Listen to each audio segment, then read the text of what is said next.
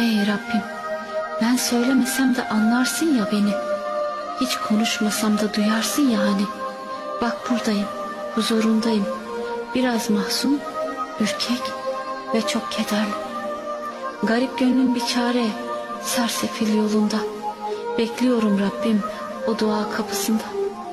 Aç kapını ne olur, sar beni rahmetinle. Senden başka gidecek kapım yok. Senden başka dayanağım yok.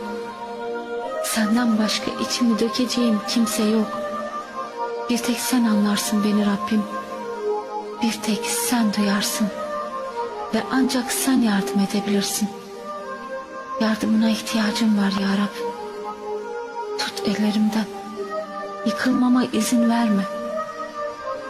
İnsanlar zalim. İnsanlar merhametsiz.